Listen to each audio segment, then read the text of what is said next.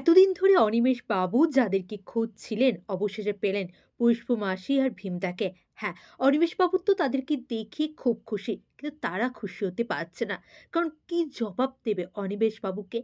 তারা একটা মানুষকে ঠকিয়েছিল, অবশ্য নিজেদের অজান্তেই।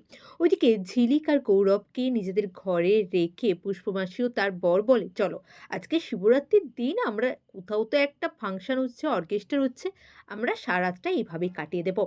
তারপরেই তারা একটা কালী মন্দিরে যায়। কারণ এখন নিজেদের মধ্যে নিজেদের পাপ-বোধ তাদেরকে কুরে, কুরে খেয়ে নিচ্ছে। ২ বোনকে আলাদা করার পাপ-বোধ।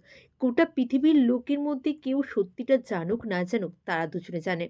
ওইদিকে অনিমেষবাবু, তার শান, খাওয়া, ঘুম কিচ্ছু নেই। দিন-রাত কলকাতার বস্তিতে, বস্তিতে ঘুরছে দুটো মানুষকে খোঁজার জন্য। এবারে শিবরাত্রির দিনেই ভোলে বাবা তার প্রার্থনা শুনল। সে খুঁজে পেল। তাহলে কি এবারে নিজের মেয়েদের কাছ পর্যন্ত পৌঁছাতে পারবে? নিজের মেয়েদের পরিচয় জানতে পারবে অনিমেষবাবু? আপনাদের কি মনে হয় অবশ্যই কমেন্ট করে জানাবেন। আর চ্যানেলে নতুন হলে দয়া করে চ্যানেলটা সাবস্ক্রাইব করে ভিডিওতে একটা লাইক আর একটা কমেন্ট করে দিন।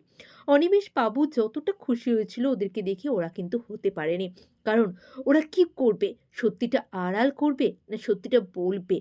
এটাতেই তারা দ্বিধাগ্রস্ত ছিল। আপনাদের কি মনে হয় অনিমেষ বাবু কি সত্যিটা জানতে পারবে? জানতে পারবে ঝিলিক তাদেরই মেয়ে?